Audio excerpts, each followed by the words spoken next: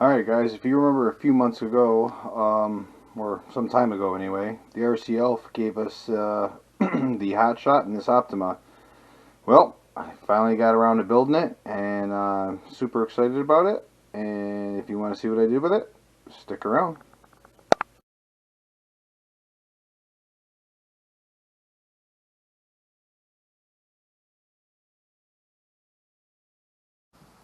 Okay, we got step 1, building the differentials. Step 2 is finishing the differential, also choosing whether you're going to use chain or belt. We are going to use belt. I'm going to continue on to the next step. Finish this diff up. Put the rest of these parts in there. We'll move on to the gearbox for, I believe, the front diff. I'm not sure. And then we'll go from there, guys. Step 2 and 3 are done. Moving on to step 4, and I was incorrect. This is the rear gearbox, not the front gearbox. And it looks like we do get into the front gearbox. Okay, so we'll be right back. Alright, we're into step 5, bag B. That's putting the front case together. We are there. We got that. Alright, we're going to be moving into step 6. It looks like it's not a belt tensioner, but maybe a belt guide or something to protect the belt. It looks like they'll start getting into some aluminum bits. Alright, we'll be back right after we get into that. Alright, step 5, bag B. Step 6. Oops, sorry guys. Complete. Alright. Now moving on to step 7 and step 8. See you then. Alright, step 8. We opened up bag C. We're at step 9.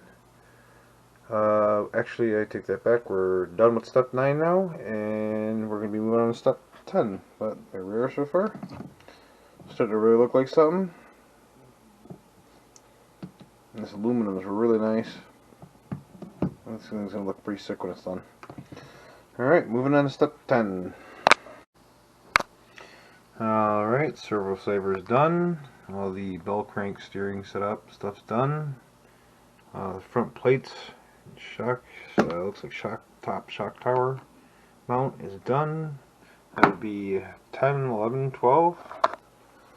There she is. Apologize about the bench being a little dirty, a lot going on, and white stains really easy, but anyway. So now we'll be moving on to 13 and 14.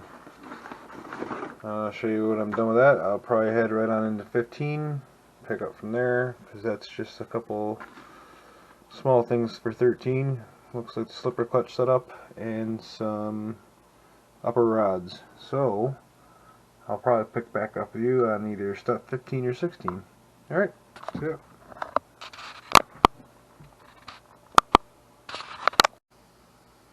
Alright, we opened up bag D, obviously, got all that done. Saw the shock towers and lower control arms for step 16.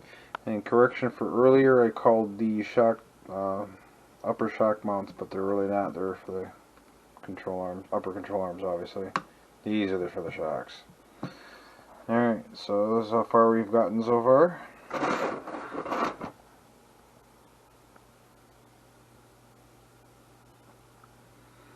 Looking pretty awesome so far, I think. I don't know, you tell me what you guys think. Alright, let's move on to step 17. And there'll be steering knuckles and stuff, all the front hub carriers and some of the dog bones, it looks like, or drive shafts, whatever. Alright, I'll catch you guys in a few. Alright, so 17 is carrier hubs, 18 front suspension, and we get into bag E, which would be step 19, tie rods. I went ahead and did all that stuff, figured no one wanted to see any of that, and they also did the rear hub carriers. Then we also ran ahead and did step 21, which is the rear suspension. And then from that we're going to be battery holder, which we have not gotten to yet.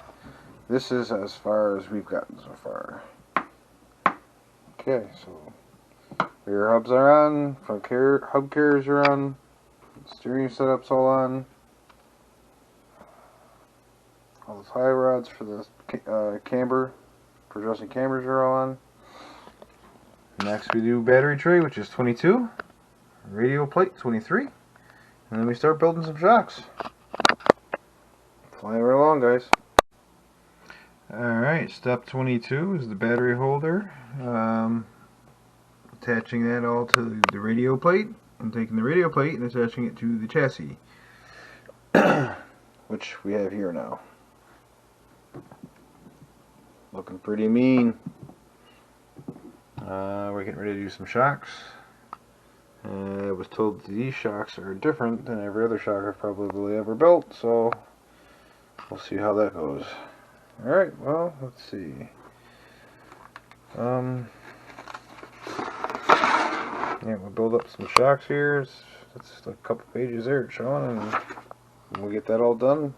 Slap them on the chassis, and then we'll start the video again. Alright, well, actually, we're not going to build shocks now. I just realized what time it was. 5:32 in the morning. I better call it a wrap. Okay, so I left off. I had to build shocks, and we were putting bumpers on. Well, shocks are done. Mounted. Bumpers mounted. Next step is starting getting into electronics, where they want you to put the receiver and speed controller. Receiver goes up top. I know this is a speed controller. They want you to put this underneath. I don't like that when the speed controllers get hot, and they're designed to let the heat raise off of them, not soak into the board. So I'm hoping that I can squeeze this speed controller and a receiver underneath this driver. I don't know. And then this is a I don't remember, 3200 kV or something like that, this Tekin motor. I started to wonder if maybe that was a little bit too much for this, being that it is a re-release of a vintage RC.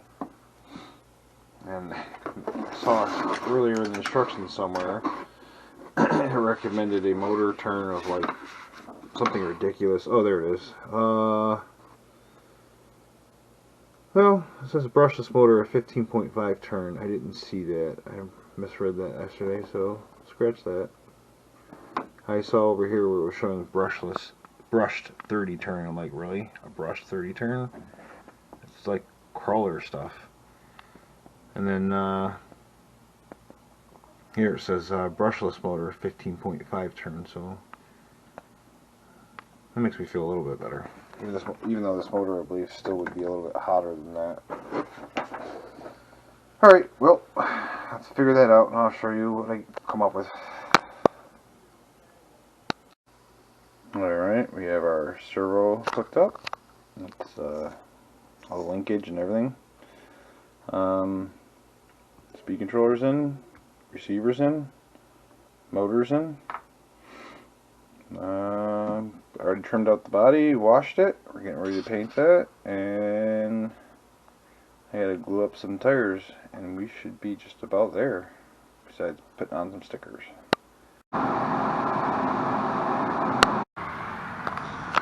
Alright guys, she's done. I plan on changing the rims and tires because these are so soft I don't want to burn them up, which is also why I'm only going to do a test run right now. I'm not going to really get into it and drive a bunch. I don't want to wear the tires out, but anyway, there we are. Dyed the rims, as you saw before. Painted in the rivets, or the nuts, whatever. I still can't believe how that 7 looks almost 3D. It's pretty cool. Same for the side, but looks like the battery's about to die, so let's get a quick run real quick.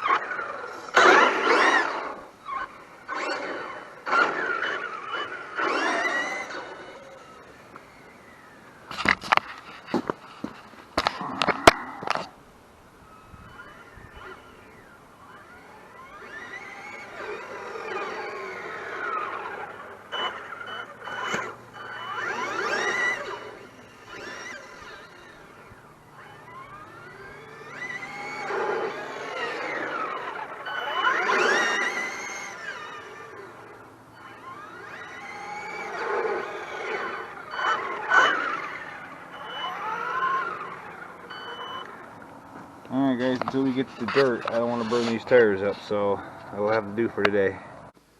Alright, well, that's the build part of this. I can't wait to get out on the track or some dirt and test this thing out some more. I got a brief run in the driveway as you saw. Really looking forward to actually letting this thing loose in the dirt. I just wanted to make sure I got some picture and tested and everything, make sure we went out, we were good.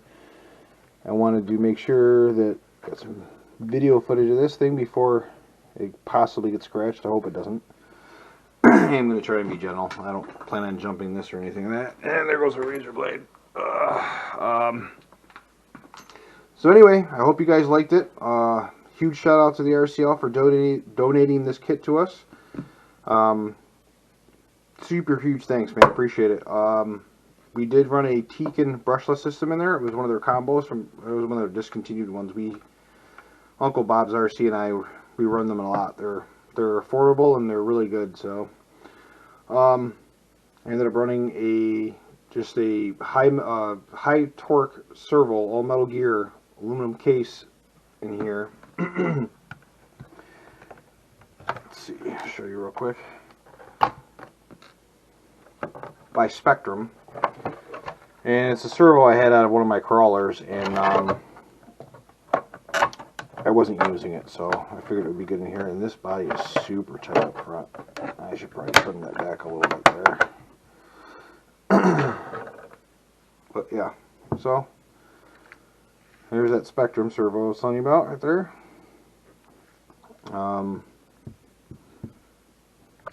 And then we've got a driver figure. I painted it all up.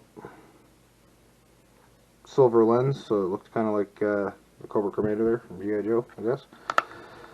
And I was able to fit, believe it or not, I just got to do something with this power switch, but I was able to fit everything, believe it or not, underneath there.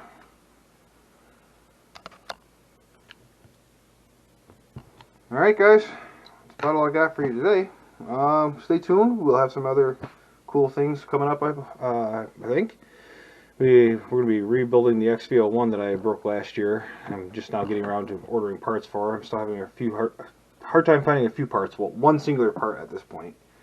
It's the aluminum parts for the control arm here. It's the XJM or XJ something, 1XJ, something like that. Anyway, so that's for next time. I got a couple other things we're going to be doing here soon, so make sure you guys check in with us, alright? Thanks again, RCL. We appreciate it very much. Thanks.